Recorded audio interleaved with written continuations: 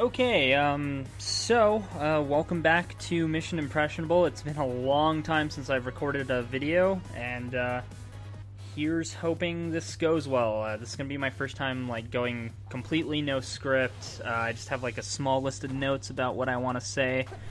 So, I recorded a bunch of games at once about this time last year, and I never really got around to doing videos for all of them, so a lot of what I'm going to say is going to be a little out of date. The first game I want to talk about is actually Crypt of the Necro Dancer. And when I recorded my footage for this and kind of did my review, it was still in early access. And at this point, I think the game has hit full launch. So there's probably been some changes that I haven't really gotten to mess with. I haven't gone back to the game, really. I've been, distracted. Refer to my New Year video for that. But I digress. So I'm just going to kind of go over what I liked about Crypt of the Necro Dancer, because I thought it was a really fun game. Essentially, it's a roguelike rhythm dungeon crawler. And there's a lot of pixel-based dungeon crawlers out there on Steam right now. I've actually gotten really tired of dungeon crawlers because I've seen so many of them. But this one kind of brings something unique to the table by being a rhythm game. So one thing that's cool about it is all the enemies have patterns that they move to. Green slimes don't move, blue slimes move up and down. Skeletons will put their hands up one beat and then move forward the next beat. So, lots of little things where if you just kind of know what the enemies do and pay attention to what they do, you can get by without any issues. Also, I'm really bad at this game. I'm not sure how my editor is going to mess with the video and do cuts for this, but I'm sure you'll be seeing me dying a lot. You can actually die from missing too many beats kind of thing. And I'm really bad at staying on rhythm with this game for some reason.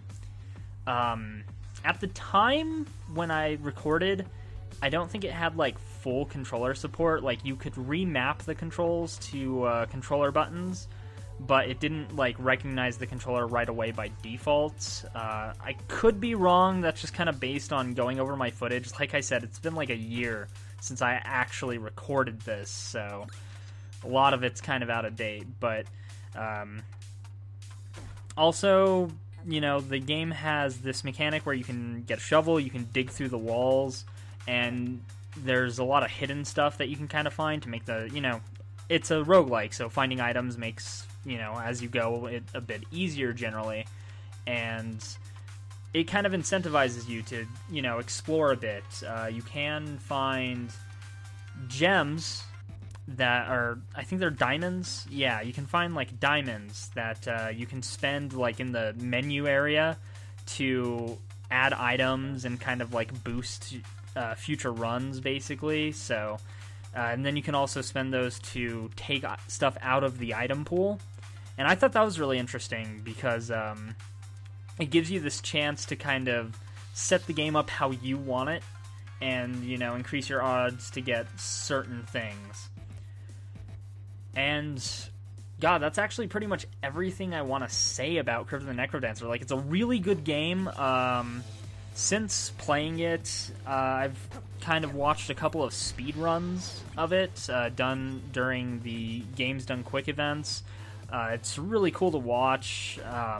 Like I said, I'm terrible at it. I never even got to the first boss. There's bosses for different sections of the game. There's a lot of settings I didn't really get to test out. I remember seeing a co-op option on the menu, and I didn't get to test that out. And there's other characters that have different rules. I know there's one character, I think it's called the Bard, and basically he doesn't have to move on beat, so you can go really, really fast with him, but you're also, real likely to mess up because of that. And then there's another character that has 1 health and will just instantly die if you mess up a beat, kind of thing. So that's for the super intense runs. That's actually one of the speed runs I saw, was someone doing that character. So there's a lot to the game. And like what I played of it wasn't a lot, but I really enjoyed it, and like I'm sad that I haven't really been able to go back to it. Moving on, the other game I wanted to talk about was Bardbarian. This was the other one I recorded, and so looking at this game, it kind of looked and sounded like it would be some sort of rhythm game. And it wasn't. I was a little disappointed on that. Like, it had an interesting concept to it. But it's an okay game. Like, I wouldn't really call it bad, but I wouldn't call it great either. It's interesting, and it's kind of fun to play. Basically, it's a zone defense kind of thing, where you have something you're protecting, and you have to kill the enemies before they destroy it, or kill you. And the game only has one audio track that plays for like everything. When I got the game, I want to say I got it in a bundle, and it came with like the soundtrack, which is literally one track. It's 10 minutes long. It's the Bardbarian Mega Mix, and I really like that song. Like, I like listening to that 10-minute track. There's enough variation throughout it that it stays kind of interesting, but playing it in the game, it feels like you're just hearing the same thing over and over again, and I do like the song, but I can see how it would wear on you over time. When I recorded, I only played for about 30 minutes, and it wasn't too bad, because I was kind of focusing on, like, you know, trying to figure out what the game wanted from me. But definitely the kind of thing that would wear on you over time. So the options for the game are pretty limited. You can't adjust the volume level or anything. Honestly, looking at everything in the game, it feels like something that you would have played like on Newgrounds back in the day. Like, it has that like flash game feel where, yeah, it's fun to play, and like you might even play it a lot and like unlock a lot of the items and stuff for it. Like, for example, I played a lot of the flash game Toss the Turtle, like to the point where I unlocked everything and I set a really high score, but then I never touched it again. And that's kind of how I feel about this game. Like, you could probably play it for a bit, but like once you unlocked everything, like there's not really any depth to the game, it feels like. You know, there's some different units that you can unlock and summon, but I really don't see how they would change gameplay that much. Like, I know for a lot of this I use just like mostly archers, and like I could tell there was some slight differences between like the archer, the fighter, and the mage, the three characters you start with, but it didn't feel like it was enough of a difference to really justify me investing a lot of time into the game.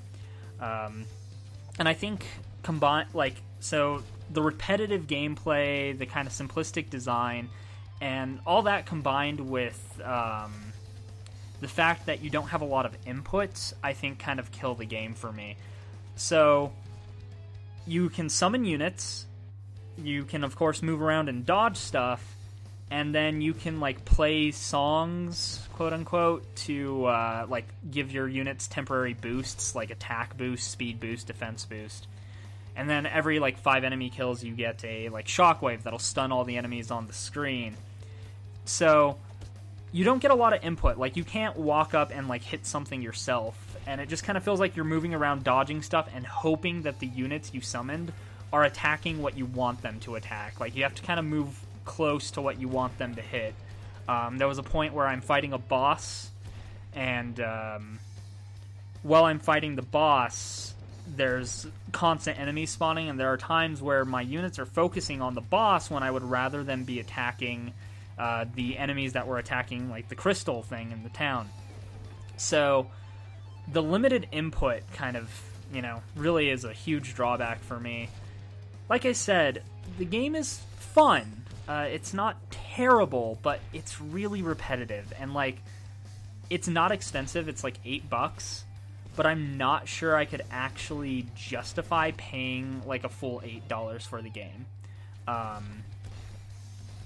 If you want to check it out, you know, like if you're watching this and it looks fun to you, by all means try it out, but I would say wait for it to go on like a huge sale. Like, if it's for like $2, yeah, you could probably get $2 worth of, you know, good gameplay out of this game, but I honestly can't fully recommend this one. And yeah, that basically I think covers everything I wanted to say. Not a lot of settings, very limited input, and it feels like a Flash game.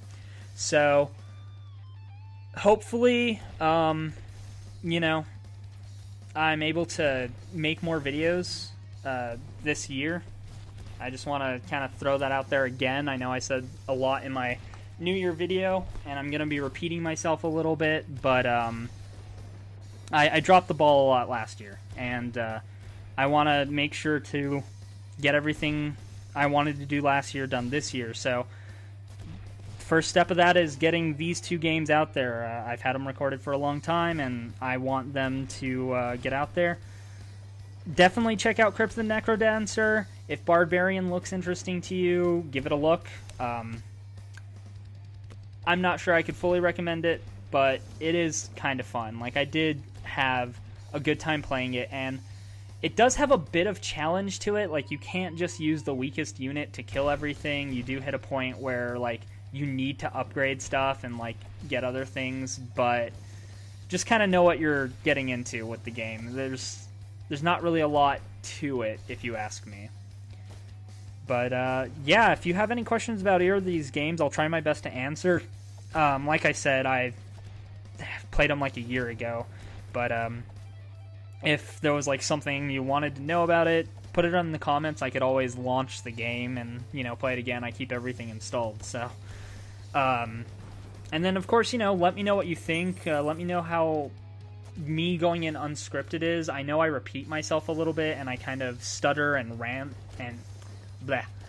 I kind of stutter and ramble, and but I think it overall is going to be better. With scripts, I felt very stiff and like I sounded like I was reading a script.